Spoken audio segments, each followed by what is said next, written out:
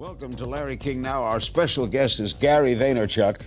The self-proclaimed hustler is a digital media mogul, author, web show host, and venture capitalist, among many other things. As the CEO and co-founder of VaynerMedia, Gary hosts the hugely popular YouTube show Ask Gary V, and has penned 3 New York Times best-selling books. Gary has been named to Fortune magazine's 40 Under 40 list of the most influential business leaders and holds the #1 ranking on Forbes' top 40 social selling market masters. His newest book, Ask Gary V, is available now.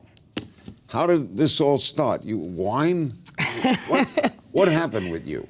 What happened with me is I had the great benefit of being an immigrant. I was born in Belarus, in the former Soviet Union. My mother was from Belarus. I didn't know that. Minsk, I think. Yeah, I was born 40 minutes from Minsk and came to the States in '78 when they let some Jews out of there. And we set up in Queens, and my parents lived the American dream. They worked very hard. My dad was a stock boy in a liquor store in Clark, New Jersey, and eventually became the manager of that store, and eventually saved up enough money to buy a store in Springfield, New Jersey. I was lemonade stands, baseball cards, real hustler kid, blow pops, anything to make a buck. And at 14, I got dragged into the store. You know, oldest son, immigrant family. I always tell people, Larry, that I lived their grandparents' life more than theirs, right? I'm a couple generations behind most. I did it in the 70s and 80s and 90s when most people did in the 30s, 40s, and 50s. You're a legal immigrant. I am, thank God. Okay. Otherwise, I probably wouldn't do the show. Okay. I fell in love with people collecting wine when I was 17 because I was into collecting sports cards. That was my connection point. I wanted collecting. I wanted to build 4,000 wine shops. I was going to build a Toys R Us of wine, sell the franchise, buy the New York Jets. That's what the plan was. Heard the internet my freshman year of college. Heard that sound, knew that it was special. And in 1996, I launched one of the first e-commerce wine businesses in America, called WineLibrary.com. Took over my dad's business, kind of running it day to day in 1998 alongside with him. And from 98 to 2003, helped grow that business from a $3 to a $60 million business. That became the foundation. Built that on e-commerce, email marketing, banner advertising, Google AdWords, things that the marketing world didn't believe yet. And then YouTube came out. And I started a wine show 4 months after YouTube started. And you are not a wine expert, though. I grew up a wine expert. From 15 to 30, in those 15 years, my whole life was wine. Were you always successful? In everything but school. Didn't do well in school? Poor. Terrible, actually. Punted it. You know, it was funny. And this is where I give my parents enormous credit. And it's funny, it's a business book that says self-awareness. My parents grew up, and I give them so much credit, in a world where all their contemporaries, and you know this, education's the way out for immigrants. Sure is. My mom recognized that I was a merchant, an entrepreneur, a promoter. So did school fail you, or you failed school? School failed me. School's failing entrepreneurs every single day. Because? Because it's not built for entrepreneurship. It's built for workers. You know, if you're being taught to play within the lines, and there's nothing being taught that maps to the entrepreneurial market. As a matter of fact, my biggest cynicism when I sit across an entrepreneur today is if they are too successful at school. I probably look at Ivy League grads starting startups right now with more of a negative light than I do somebody who wasn't as good. Because what I've learned over the last 5 to 7 years, and by the way, in the last 2 or 3 years, I've taken a step back on this because there's too many entrepreneurial friends who've gone to great schools that have been successful. So this is not a blanket statement, but I will tell you that in a world of private schools, in a world of mommy and daddy having a lot of connections, that when you go from 12, 15, 18 years of that ecosystem and you go into a market and you create an app, the market doesn't give a crap who your dad is. The market responds to your product. And a lot of these kids have not been able to take the punch in the mouth that comes along with entrepreneurship. You're big on self-awareness, right? Huge. How does one get to be self-aware? I don't know. So how do you teach it? I don't know. But I know it's damn important. And so I know where I start and where I stop, Larry, and I wish, honestly, I'm curious to see over the next 40, 50 years of my career if I figure it out. I think that the things that I've been pushing people to do is, one, create an ecosystem where you make the people closest to you feel comfortable to tell you the truth. So one of the things I've been asking for people to do is tell your mom and dad and spouse, best friend, coworker, hey, tell me the truth. What am I good at? What am I bad at? And spend a month or two to get them comfortable to actually tell you the truth, because the people that love you sure don't want to tell you. How did the website thing come about? Way back when? I mean, your web show. Or the web show now. The biggest thing you do is your web show? The biggest thing I do right now is I run a 650-person social media digital agency that works with the brands like Toyota and Pepsi, and that's called VaynerMedia. And what does VaynerMedia do? We're a modern-day Mad Men. We're a Madison Avenue agency. The same people that used to sell commercial time on anything you ever did in radio and television, we now do that on Facebook, Snapchat, Instagram, and we produce the creative for the brands to sell stuff through the phone. Because Larry, and I'd love to get, I'd almost want to, I know we're doing a show here, but I'd love to get your thoughts maybe after, maybe right now, who knows. I think we're living through a very interesting moment. I believe that the telephone is becoming the television, and the television is becoming the radio.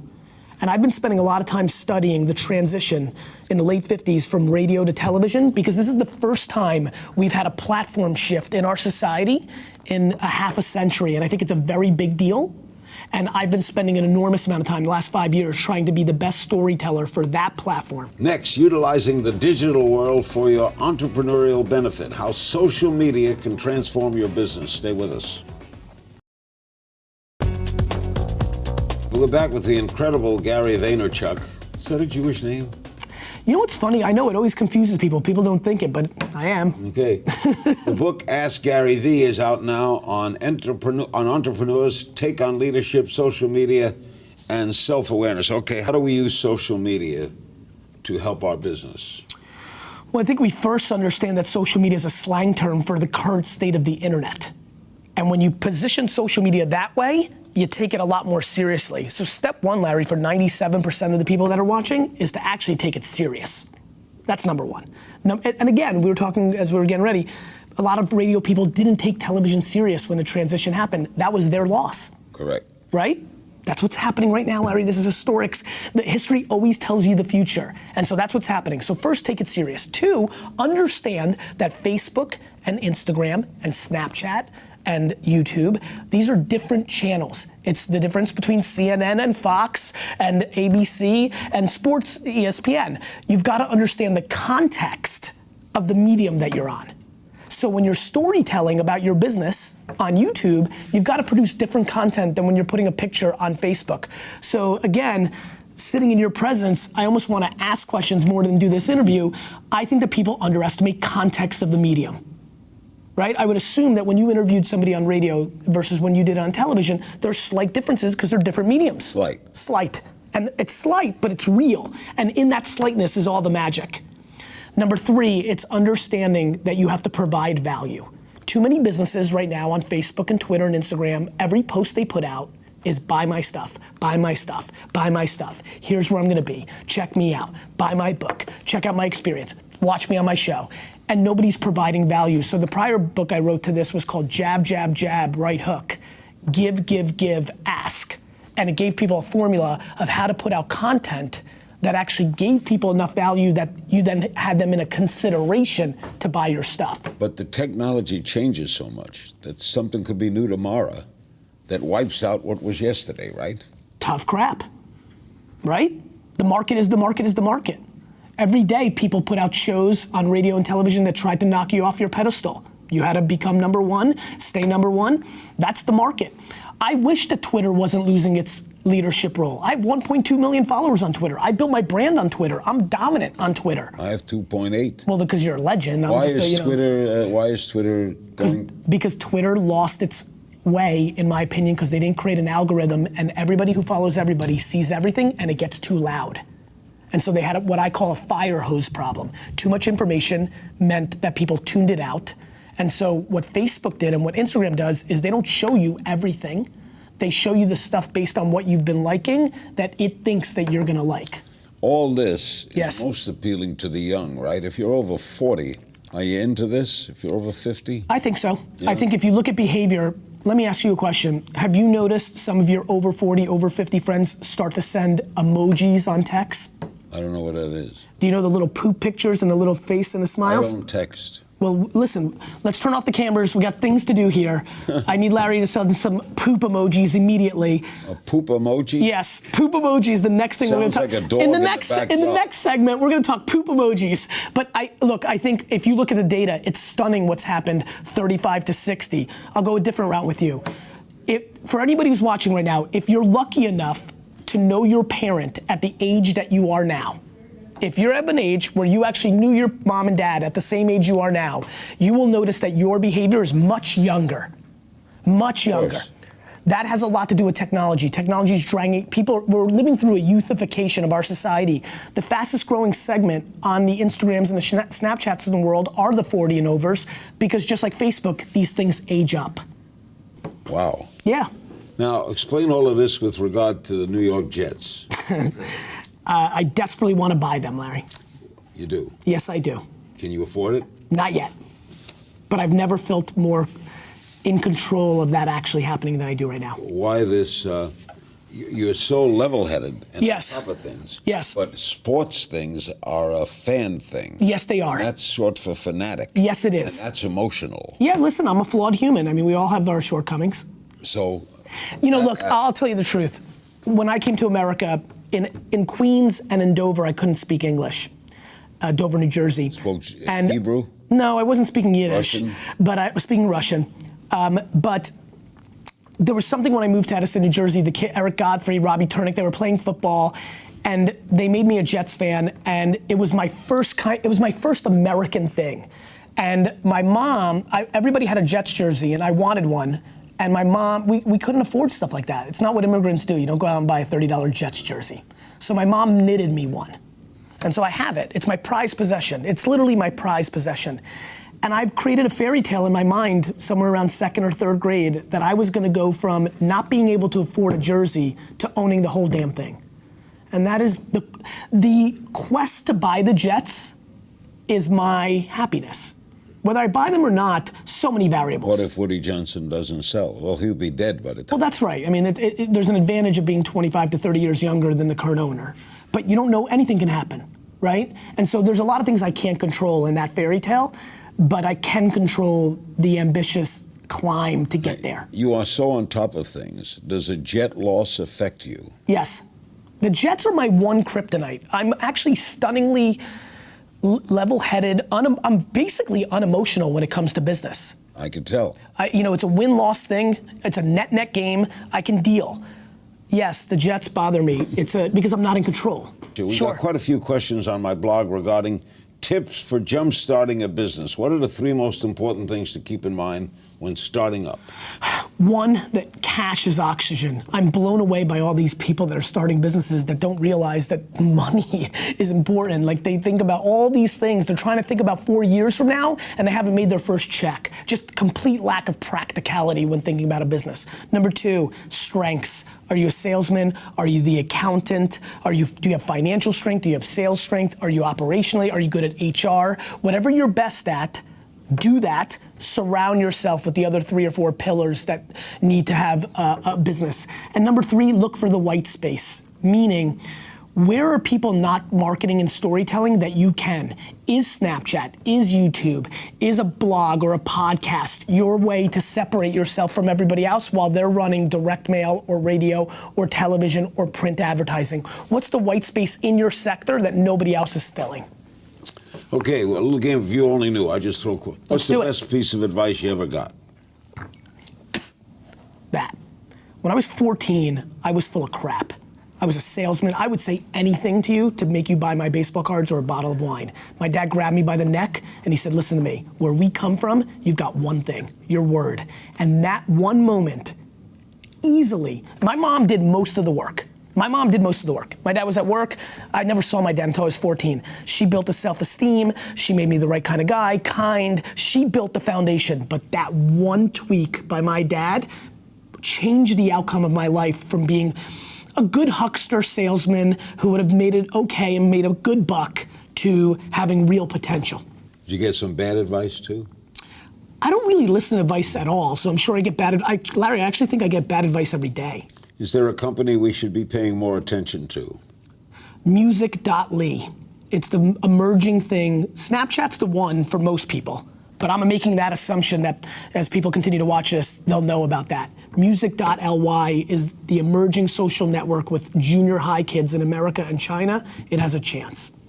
Your biggest failure and what you learned from it? I think my biggest failure was when I transitioned from day-to-day in the wine business to starting VaynerMedia. I wrote a book called Crush It that became a big New York Times list. I started 3 other businesses.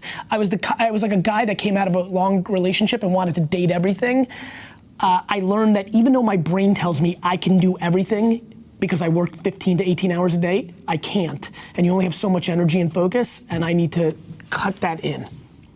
What industry is on the verge of exploding?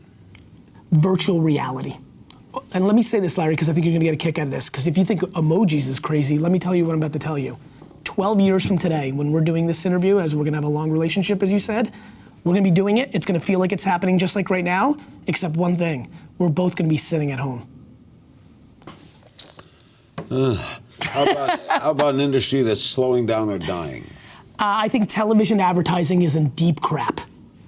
Business leader we should be paying more attention to? I think Jeff Bezos, who runs Amazon, is the single best entrepreneur of this century, including Steve Jobs. And he went into the newspaper business. Because he's smart. You know what he did there, Larry? He went into the brand business. He bought that brand, Washington Post, for nothing, and now he's gonna deploy it in a different platform, like the Kindle. What's the best success story you ever heard? You know what's funny? That's a great question. I'm very undereducated on the entrepreneurs and successful people in the world. My favorite success story is my dad. He came here with nothing. Yeah. Zero. Good example. I lived in a studio apartment a quarter the size of this living? studio. Yeah, he's young, he's 62. He's only 20 years old, 22 years older than me. Still working then. On fire. Part of the world that is exploding in business and commerce. I'm very intrigued by Africa. I think Africa is emerging. They've got cell phones at scale. I think that's going to be the place everyone's going to focus the next decade. Young entrepreneur who's impressing you? I think Mark Zuckerberg is going to take that throne from Jeff Bezos, and I think he's grossly underestimated. And in parallel, Evan Spiegel of Snapchat has surprised me. He's 25, I think. The way he's navigated that business with all the pressure of the whole world looking at him. Where do these kids get this? In garages? Where does this come from, this genius? I don't think it's genius. I think that they're lucky that the internet came along and allowed them to do it earlier. The internet is such scale. Larry. Where is the internet? In the ocean, in the sky. I mean, you know, the internet is basically our lives. I actually think the internet is more our life than this is. This is where people spend their time. Attention is the asset, and the internet owns it. Gary Vaynerchuk in 10 years. Hustling. Owning the Jets? No. Not yet. My behavior doesn't map to owning the Jets in 10 years. My behavior maps to owning the Jets in 30. A lot of social media questions. Serena Brainey on Facebook. When do you know you're ready to start a business? If you're asking that question, you're probably not ready. Larry, I believe a purebred entrepreneur suffocates in the notion of doing anything but running their own business. At Chief Chipper on Twitter, what was your favorite baseball card as a kid? 1990 Leaf Frank Thomas rookie card. Me and my friend Brandon adored that card. Just saw Frank a couple weeks ago. He's a real player. He was a real player. He's in the Hall of Fame. Yep. Bruce McKellan on the Larry King Now blog. Do you get political at all? What are your thoughts on people from the private sector? Donald Trump. I don't tend to get political, mainly because I've voted both party lines already at this young of an age multiple times. I'm quite practical about politics. I wait till there's a decision, and I make the decision that I think is best in the current situation. At Breck Landscape on Twitter, what's more investable? A digital company with millions of users and no profit, or one with a few users and millions in profit? Both is true, but if there's real growth at no profit with millions of users, that's the one that you want to run because the upside is so great. Now, Twitter had that, right? Yeah, and look, I was an early investor in Twitter. Twitter isn't bad, is it? No, it's not bad. I mean, and by the way, I made a crap load of money, Larry. Like The people who invested in Twitter before it went public made a fortune. Twitter's issue is that it needs to hold on to the attention of its users. Mr. Lou on Facebook asks, in the age of digital media, how do you suggest someone maintain a solid print audience? By making sure, A, they are building a digital audience, and by B, trying to find something clever that the print product can deliver that the digital product cannot. And also this, Larry, holding your breath. I mean, the user is dying off. And when I say dying, I don't mean literally dying. I mean, we're watching 40, 50, 60, 70, 80-year-olds shift into digital consumption. But if print is dying, why does a Carlos Slim invest in the New York Times? Because he wants to use that to push his propaganda. He's got a vehicle. Yeah. As Jeff Bezos has. Of course. Larry, that's the real answer. You know it. Yeah. At KJM1016 on Twitter, how would you suggest one avoids running their social media outlets without making it feel like spam? By not being spam. Larry, this pisses me off all the time. People are like, how do I be less selly? Be less selly. Provide people actual value. Like, if you don't want your social media to feel spammy, why don't you talk about putting out content and acting like a media company instead of acting like a salesperson? John Crabtree on the Larry King Now blog. Do you see any new apps emerging as game changers in the next few years? You know, like I mentioned, I'm very hot on Musical.ly. I also think Anchor, this audio app, is quite interesting. What is that? Think of it as voice Twitter. So you, instead of tweeting, you're doing it by voice. So you literally put up the phone to yourself and say, you know, today I'm thinking, and quite interesting. It's very, very early, but I'm keeping a very keen eye on it. Who invents these things? Youngsters, a lot of times, who don't know any better. You know what I would tell you, and I think this will make sense to you. I look at it very similar to music genres. I think of it as like The Clash and Kurt Cobain and Run DMC. I think it's people who come up, they don't see what they want, and they create it. At Soulman Schofield, do you think you'll ever retire, or do you enjoy working too much? I think when I'm sitting here with you, and I know all the context I know about you, and all the fact that you pretty much have interviewed anybody who's important in the last 50 goddamn years, the thing that most excites me is that you're sitting right here, right now, and interviewing me. I have no interest in doing anything other than that. To me is the most interesting thing that's happening in this room right now, is that while I'm doing this interview, the parallel part of my brain is saying, damn, this is the guy I'm doing this. This is exactly what I'm going to be doing. Are you married? I am. You have children? I do. How old are the children? 6 and 3. Boy and a girl? Mm-hmm, girl, boy. All right, how do your thoughts on your ability in business to raising a family? Do you use the principles at home? I do. Yeah. I think first of all, I'm an EQ, HR-driven CEO. I think I win not on my IQ, but on my emotional intelligence. I think that I'm very in tune to people's feelings. I try to reverse engineer what they're about. For example, I have no interest in my kids being anything but who they are. My mom gifted me by parenting me to my strengths. If my kids are artists or want to be in the nonprofit sector or climb mountains, I'm all in. I want them to do them. The one line in the sand I have is no 8th place trophies. Lizzie knows, and now I'm looking at the camera because I want her to see my eyes again, no 8th place trophies. Life is about winning and losing. It's binary, right? So as long as my kids know that, I don't care what they do. They don't need to make money. They don't need to be entrepreneurs. But to win, there's a real market. To be a great artist, to be great at helping other people, you have to be great at it. Does your wife get involved in your business? No. We have a very strong line in the sand. My parents had that. Her parents had that for the most part, so I think we're just kind of acting on what we saw behaviorally. Look, when you're the CEO of a company, when you're the top dog, you're only in the negative issues business. I'm a firefighter. All I'm dealing with is headaches. What's gonna happen right now? I'm gonna step out of here, and I'm gonna look at my phone, and there's gonna be 7 things I have to deal with that isn't a fun thing to deal with. So to come home and pour that on my wife isn't interesting. I don't have anything positive to say. On a micro level, it's all negative. It's the macro level that's awesome. Gary, you're incredible. Great meeting you. Nice meeting you. This is the first of many meetings. Thank you, my friend.